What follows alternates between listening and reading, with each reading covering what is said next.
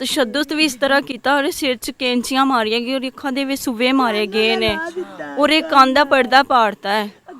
बहुत ज़्यादा उन्होंने जुल्म किया होया है बच्ची ते बहुत ज़्यादा कि देखने दे लायक दी बच्ची नहीं छोड़ी उन्होंने इन्ना जुल्म किया होया है। माँ बेहोश हो गई है और उस बेटी की माँ जिसकी यहाँ से 7 महीने पहले डोली निकली हो, हाथों पर मेहंदी हो और 7 महीने बाद इस बेटी की लाश इस घर में वापस आई हो और लाश कोई नॉर्मल कंडीशन में नहीं, आंखों में सूए मारे हुए थे, सर के अंदर कैंचियां मारी हुई थी। जिस तरह उन्होंने साड़ी बच्ची नाल जुल्म किया उन्होंने बच्चा सरेआम उत्थे लिया के रोड ते उन्हें गोलियां मारियां जान फिर सानू सुकून होएगा। दरिंदे बाहर फिरन दे ने मेरी धी घबराई जाके पई है। इंसाफ चाहिए इंसाफ। गए वो तो इकरा जिंदा सी, साह चल रहा था नहीं कोई भी नहीं हांजी पई सी इधर दा बाजू इधर इधर दा इधर लवो लवान होई पई सी नक चो खून मुंह चो अक्का सोच के इत्ते आ छे हुन। अस्सलाम वालेकुम नाज़रीन, आपका मेज़बान मुजाहिद नयाब आपकी खिदमत में हाजिर और आप देख रहे हैं एमएन पॉइंट। नाज़रीन, सोशल मीडिया पर एक केस बड़ा वायरल है जिसके अंदर यह लिखा गया है कि ससुरालियों के जुल्म का शिकार हुई एक बच्ची जिसकी उम्र 20 साल और नाम इकरा है। इकरा की वालदा और बहनें मेरे साथ हैं। वहाँ पर लिखा गया कि इस बच्ची के ऊपर जुल्म किया गया। मुआज़रत, जुल्म नहीं किया गया, जुल्म की एक तारीख रकम की गई। किसकी जानिब से? ससुरालियों की जानिब से। यहाँ आके मैं पता चला कि शौहर अपनी बीवी से प्यार बड़ा करता था, बड़ी मोहब्बत करता था। वो शौहर अपनी बीवी के बगैर रह नहीं पाता था, लेकिन ऐसी क्या नौबत आन पड़ी कि उस शौहर ने अपने वालदैन के साथ, अपने घर वालों के साथ मिलकर अपनी बीवी पर इस किस्म का जुल्म किया कि मैं आपको लफ्ज़ों के अंदर बता नहीं सकता, आपके साथ शेयर नहीं कर सकता। यकीन करें कि इंसान के जिस्म के रोमटे खड़े हो जाते हैं। वालदा मौजूद है, बहनें मौजूद हैं। अभी भी यहाँ से जनाजा निकला है उस मकतूला इकरा का जो कि 7 महीने पहले यहाँ से हाथों पर मेहंदी लगवाकर अपने ससुराल गई थी। मैं बात करूँगा कि मामला क्या बना, असल कहानी क्या है। क्या यही कहानी है कि बेटी अपने घर यानी कि अपनी माँ के घर रहने आई और कत्ल कर दिया, या कोई और कहानी है? मैं बात करने की कोशिश करूँगा। अस्सलाम वालेकुम माँ जी। आपका दुख, आपकी तकलीफ, आप माँ हैं, हम वो महसूस नहीं कर सकते, लेकिन हम आपके गम में शरीक हैं। मुझे बताइएगा कि बेटी का कसूर यही था कि आपके पास रहने आई थी?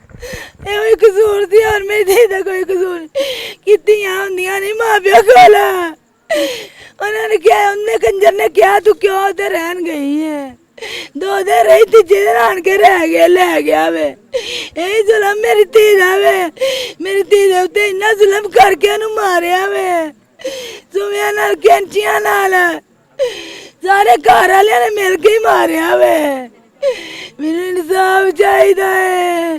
कितनी देर हो गई सी शादी? 7 महीने 7 महीने होए ने ओदे हत्थां दी मेहंदी भी नहीं लत्ती ओदे ख्वाब भी नहीं पूरे होए आए कि उन्हें अपनी 20 सालां दी जिंदगी च वेख्या वे मौत वे लई है। सुनने च मिलिया कि शौहर जेड़ा सी ओदा नाल बड़ा प्यार करदा सी। बड़ा प्यार करदा सी। आओ फिर की ऐसी नौबत आई कि इन्ना जुल्म? अल्लाह जानना माँ प्यो पीछे करके हमने लग के क्या किया सो तो या फिर इधर आई थी ता क्या और अभी तू उधर क्यों गई है? ये 2 गल्लां होनियां ने। बेटियां कितनी ने तुहाडी? मेरियां 4 बेटियां ने।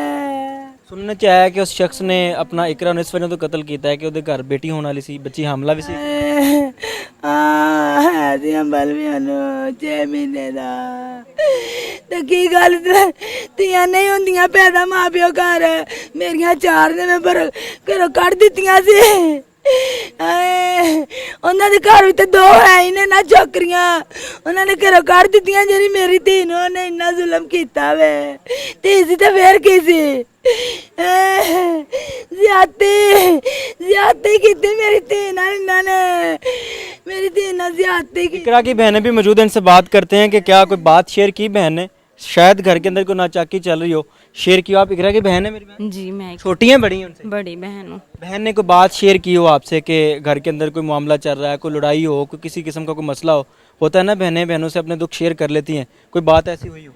जी कोई इस तरह की कोई गल भी नहीं हुई है। उन्हें यही कहा कि मैं अपने घर बिल्कुल ठीक हाँ, मैंने कोई टेंशन नहीं है, पर पता नहीं कि इस तरह की किहड़ी वजह बनी है कि उन्होंने जांदिया ही इन्ना उहदे ते जुल्म किया गया, इन्ना तशद्दुद किया गया कि उन्होंने कब्र तक पहुँचा दिता। ਤਸ਼ੱਦਦ ਵੀ ਇਸ ਤਰ੍ਹਾਂ ਕੀਤਾ, ਉਹਦੇ ਸਿਰ 'ਚ ਕੈਂਚੀਆਂ ਮਾਰੀਆਂ ਗਈਆਂ, ਉਹਦੀ ਅੱਖਾਂ ਦੇ ਵਿੱਚ ਸੂਵੇ ਮਾਰੇ ਗਏ ਨੇ, ਉਹਦੇ ਕੰਨ ਦਾ ਪਰਦਾ ਪਾੜਤਾ ਹੈ। ਬਹੁਤ ਜ਼ਿਆਦਾ ਉਹਨਾਂ ਨੇ ਜ਼ੁਲਮ ਕੀਤਾ ਹੋਇਆ ਹੈ ਬੱਚੀ ਤੇ, ਬਹੁਤ ਜ਼ਿਆਦਾ ਕਿ ਦੇਖਣ ਦੇ ਲਾਇਕ ਦੀ ਬੱਚੀ ਨਹੀਂ ਛੋੜੀ, ਉਹਨਾਂ ਨੇ ਇੰਨਾ ਜ਼ੁਲਮ ਕੀਤਾ ਹੋਇਆ ਹੈ। ਸਾਨੂੰ ਸਿਰਫ ਇਨਸਾਫ ਚਾਹੀਦਾ ਮਰੀਮ ਨਵਾਜ਼ ਤੋਂ। ਜਿਸ ਤਰ੍ਹਾਂ ਉਹਨਾਂ ਨੇ ਸਾਡੀ ਬੱਚੀ ਨਾਲ ਜ਼ੁਲਮ ਕੀਤਾ, ਉਹਨਾਂ ਦਾ ਬੱਚਾ ਸਰਿਆਮ ਉੱਥੇ ਲਿਆ ਕੇ ਰੋਡ ਤੇ ਉਹਨੂੰ ਗੋਲੀਆਂ ਮਾਰੀਆਂ ਜਾਣ, ਫਿਰ ਸਾਨੂੰ ਸਕੂਨ ਹੋਏਗਾ। ਇਸ ਗੱਲ 'ਚ ਹਕੀਕਤ ਹੈ ਕਿ ਤੁਹਾਡਾ ਬਹਿਨੋਈ ਤੁਹਾਡੀ ਸਿਸਟਰ ਨਾਲ ਵਾਕਈ ਹੀ ਪਿਆਰ ਮੁਹੱਬਤ ਨਾਲ ਰਹਿੰਦਾ ਸੀ? ਬਹੁਤ ਜ਼ਿਆਦਾ ਪਿਆਰ ਕਰਦਾ ਸੀ, ਕਦੀ ਉਹਨਾਂ ਦੇ ਵਿੱਚ ਝਗੜਾ ਨਹੀਂ ਸੀ ਹੋਇਆ, ਪਰ ਇਸ ਵਜ੍ਹਾ ਦਾ ਸਾਨੂੰ ਨਹੀਂ ਪਤਾ ਹੈ ਕਿ ਕੀ ਬਣਿਆ ਉਹਨਾਂ ਨੂੰ, ਜਾ ਕੇ ਉਹਨੇ ਬੱਚੀ ਨਾਲ ਇੰਨਾ ਜ਼ੁਲਮ ਕੀਤਾ। नाज़रीन, माँ बेहोश हो गई है और उस बेटी की माँ जिसकी यहाँ से 7 महीने पहले डोली निकली हो, हाथों पर मेहंदी हो, और 7 महीने बाद इस बेटी की लाश इस घर में वापस आई हो, और लाश कोई नॉर्मल कंडीशन में नहीं, आंखों में सुए मारे हुए थे, सर के अंदर कैंचियाँ मारी हुई थी। उस बेटी की माँ की ये कंडीशन होना बनती है। जुल्म देखें, एक वक्त ऐसा आया, एकदम से ये कहानी सारी ऐसी क्रिएट कर दी गई कि ससुराल वालों का जुल्म होता रहा। और ये कोई पहला वाक़या नहीं है, ये कोई पहली बात नहीं है, ये कोई पहली दफ़ा नहीं हुआ। मेरे पंजाब के अंदर, मेरे पाकिस्तान के अंदर हर हफ्ते हर महीने कोई ना कोई ऐसा वाक़या होता है, ससुराल का जुल्म होता है और बहू कत्ल कर दी जाती है, या गैरत के नाम पर बहू कत्ल कर दी जाती है, या कोई जुल्म कर दिया जाता है और बहू कत्ल हो जाती है, और मुलज़म अटैरम करवा लेते हैं, बेल करवा लेते हैं, और पुलिस वाले इसके अंदर अपना ही रंग घोल देते हैं। दूसरी बहनें भी मौजूद हैं, उनकी वो दूसरी बहन वो पीछे जाके रो रही हैं, अल्फाज नहीं है बहनों के पास, क्या कहें। वो बहन जो कि लाडली थी, घर की प्यारी थी। कितनी बहनें हैं आप टोटल? 4 बहनें हैं। छोटी हैं सबसे वो? नहीं, कितने? बहनें बड़ी हैं, वो तीसरे नंबर पे। आप बड़ी हैं और वो वाली बहन भी बड़ी हैं? जी, वो सबसे बड़ी है। जाहिर सी बात है, लाडली होगी आप। जी, बहुत ज्यादा लाडली थी हमारी वो। ये छोटी बहन है? जी, ये सब। आपसे कोई बात शेयर की थी बहन ने? आपसे कोई बात शेयर की थी बहन ने? कोई बात की हो, कुछ बताया हो कि घर के अंदर कोई मसला चल रहा है? नहीं की। आप बड़ी बहन है उनकी? हाँ जी। थोड़ा सा आगे आ जाए। लाडली थी आपकी बहन? हाँ जी भाई। कोई आखिरी बात बहन की याद हो जो कि आज भी दुख देती हो कि शायद मेरी बहन के साथ ये लम्हा गुजरा है, मेरी बहन मेरे पास होती? नहीं भाई, कोई ऐसी गल नहीं उन्हें की। बात शेयर की हो उन्होंने कि घर के? नहीं भाई, कोई नहीं गल है। माँ जी, क्या चाहती हैं अभी आप, क्या अपील करना चाहेंगे आज ही पंजाब और वज़ीर आला मरीम नवाज साहब? अपील करदी हां, मैनू इंसाफ चाहिदा, बस मैनू इंसाफ लैके देना। मैं इंसाफ मंगदी मरीम नवाज कोला, मैनू इंसाफ चाहिदा, मैनू इंसाफ मिलना चाहिदा। ओ दरिंदे बाहर फिरन दे ने, मेरी धी कमरे जाके पई है, इंसाफ चाहिदा, इंसाफ। वेंदे ही पैसे ओदा हाल की होया पिया वे, तुसीं भी धीआं भैणां ले जे, मैनू इंसाफ चाहिदा। पोस्टमार्टम रिपोर्ट मिली है उसकी बच्ची की? अभी नहीं मिली। लेकिन पोस्टमार्टम रिपोर्ट आना बाकी है। बकौल इनके डॉक्टरों ने ये कहा कि ये मामला किसी एक बंदे का करने वाला नहीं है, लेकिन पुलिस ने सिर्फ एक बंदा जो कि इनका दामाद था उसको अरेस्ट किया, और बाकी लोग अटैरम करवा चुके हैं, प्री अरेस्ट करवा चुके हैं। और अभी देखना यह है कि पुलिस इसके अंदर कितना इंसाफ करती है, किस कदर जो तराजू है वो इंसाफ का तोला जाता है, किस कदर इस माँ को, इन बहनों को और उस बच्ची के वालिद को इंसाफ देते हैं। आप बहनोई लगते हैं? हाँ जी। क्या मामला हुआ है, किस तरह जुल्म हुआ है? उस लड़के को जानते हैं आप? जानते ही है। क्या करता है? दर्जियां का काम करता है। नाम क्या उसका? जहेब। ज़ुहेब का करैक्टर कैसा है? जाहिर सी बात है, लड़के लड़कों को जानते होते हैं। ठीक ही है।